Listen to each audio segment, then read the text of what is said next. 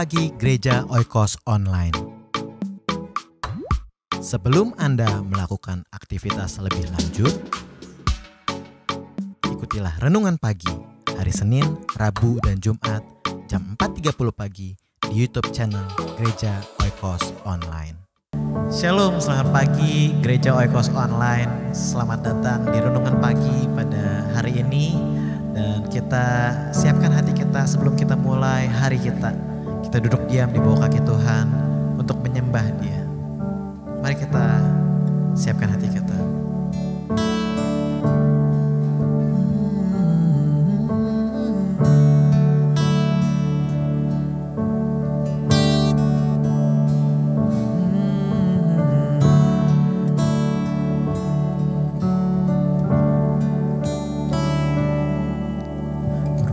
Kudus hadir di sini, mengalir di bait suci. Perkara ajaib pun terjadi, kuasa mujizat nyata, karena Roh Allah sedang bekerja. Roh Kudus hadir di sini, mengalir di bait suci. Perkara ajaib pun terjadi, kuasa mujizat nyata, karena Roh Allah sedang bekerja. Tiada yang mustahil dan tiada yang sukar bila Roh Allah turut bekerja. Tiada yang mustahil bagi orang percaya, karena Roh Allah turut bekerja di antara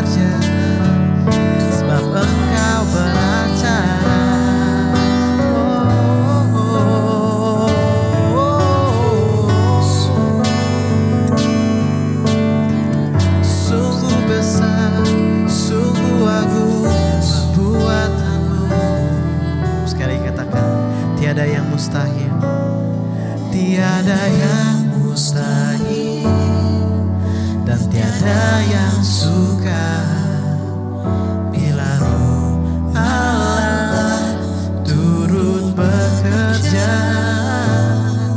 Tiada yang mustahil bagi orang percaya, karena Roh Allah turut bekerja di antara kita. Karena Roh Allah turut bekerja, karena Roh Allah turut bekerja, karena Roh Allah turut bekerja di antara kita.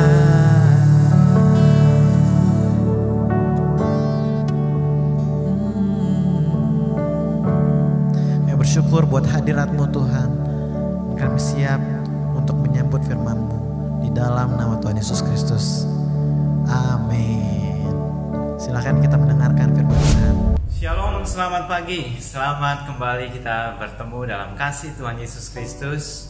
Kita akan lanjutkan renungan kita dari pengajaran dari Tuhan Yesus, Matius pasal 5 ayat 29 dan 30.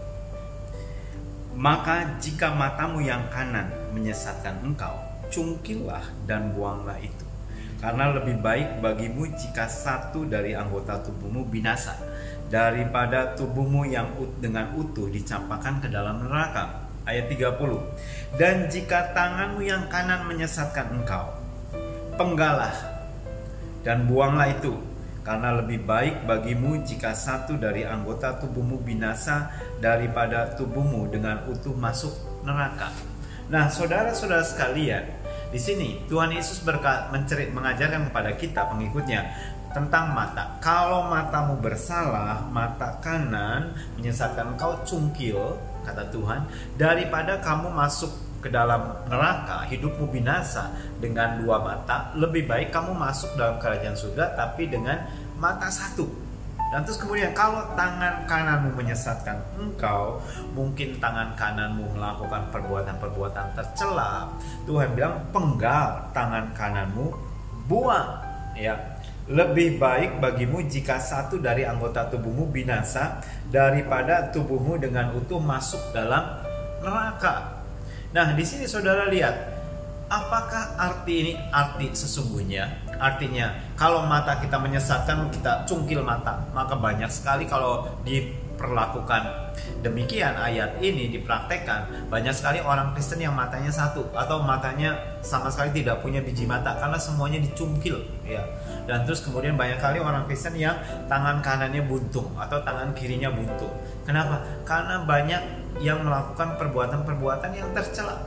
Nah, di sini kita lihat bahwa ini adalah bukan arti yang hurufiah, yang artinya harus dilaksanakan dengan secara fisik, ya. Tapi ada makna yang tersembunyi. Dan Tuhan Yesus berbicara tentang di ayat sebelumnya, di ayat 28 berbicara tentang mata. Aku berkata kepadamu, setiap orang yang memandang perempuan lalu menginginkannya, ia sudah berzina di dalam hatinya. Jadi kalau kita melihat seorang wanita dan terus kemudian mungkin wanita tersebut berpakaian seksi dan terus kemudian kita mengimajinasikannya, kita memandangnya dengan gairah, kata firman Tuhan berkata, kamu sudah berdosa di dalam hati. Maka kata Tuhan di ayat 29, kalau matamu menyesatkan kamu, lebih baik kamu cungkil daripada kamu punya dua mata tapi masuk ke dalam neraka. Apa maknanya? Artinya lebih baik kita korbankan mata kita. Lebih baik kita tidak perlu melihat. Lebih baik kita tidak perlu memandang. Tidak perlu kita ingin tahu daripada rasa ingin tahu kita. Daripada kita memandang lantas kemudian membuat kita berdosa di dalam hidup kita. Dengan kata lain, kita membatasi penglihatan kita. Kita tidak mau melihat situs-situs porno. Kita membatasi hal-hal yang membuat kita bisa jatuh ke dalam dosa dengan menjaga mata kita. Saudara pergi kemana saja, Mungkin ada hal-hal yang bisa menjatuhkan hidup kita dalam dosa melalui penglihatan. Jangan pergi ke situ. Pergi ke tempat yang lebih aman. Pergunakan matamu untuk memandang hal-hal yang indah, yang dari Allah, bukan hal-hal yang bisa menjerumuskan saudara jatuh ke dalam dosa. Dan begitu juga dengan demikian di tangan. Kalau tanganmu itu menyesatkan, kata firman Tuhan, penggal tanganmu itu. Lebih baik masuk dalam kerajaan surga dengan tangan buntu. Dengan katanya, lebih baik kita tidak usah mengerjakan pekerjaan ini. Kalau pekerjaan yang saudara lakukan sekarang ini membuat saudara jatuh dalam dosa, atau membuat saudara jauh dari Tuhan, saudara punya harta yang limpah, kehidupan saudara seolah-olah saudara memiliki sangat berkecukupan, tetapi membawa saudara jatuh dalam dosa atau jauh dari Tuhan. Tuhan bilang lebih baik penggal tangan kanan. Artinya dengan katanya lebih baik jangan ambil pekerjaan itu. Tuhan masih punya cara yang lain untuk memberkati anak-anak. Jangan sampai kita memperoleh seluruh dunia, tapi jiwamu binasa. Jiwamu lebih penting. Jadi yang Tuhan ajarkan di sini adalah jiwa kita lebih penting daripada pekerjaan kita, daripada tangan kita, daripada mata kita, daripada keinginan kita, daripada keinginan mata kita. Itu jiwa kita itu lebih penting. Karena itu harus didahulukan. Karena itu saudara bisa merenungkan, apakah pekerjaan saudara yang saat ini sedang saudara kerjakan membuat saudara lebih jauh dari Tuhan? Mari introspeksi diri. Kalau membuat lebih jauh dari Tuhan, coba evaluasi lagi. Saudara, ada hal-hal yang perlu dikorbankan, ada hal-hal yang perlu disingkirkan. Saudara ambil waktu untuk kita beribadah kepada Tuhan. Dahulukan kerajaan Allah. Adakah mungkin segala sesuatu yang kita lihat, keinginan mata kita, membuat kita jatuh dalam kesombongan, membuat kita jatuh dalam keangkuhan hidup, membuat hati kita mungkin menjadi cemar gara-gara penglihatan kita? Kata firman Tuhan, lebih baik gak usah lihat. Yusuf, dia digoda oleh istri Potifar. Waktu digoda dan diajak untuk dia tidur dengan istri Potifar, Yusuf menolak, dia lari. Dia tinggalkan itu dan dia lari. Yusuf tidak mau diam di tempat. Dia tidak mau tetap di situ. Dia tahu kalau dia tetap di situ, dia akan tergoda karena dia masih muda. Dia bisa jatuh dalam dosa. Maka satu-satunya yang dia lakukan adalah dia lari secepatnya. Lari dari tempat yang membuat kita jatuh dalam dosa. Ada dua hal yang hari ini yang saudara bisa kerjakan. Satu, kita evaluasi apa yang kita lihat ini. Jangan sampai apa yang kita lihat itu membuat kita jatuh dalam dosa atau jauh dari Tuhan.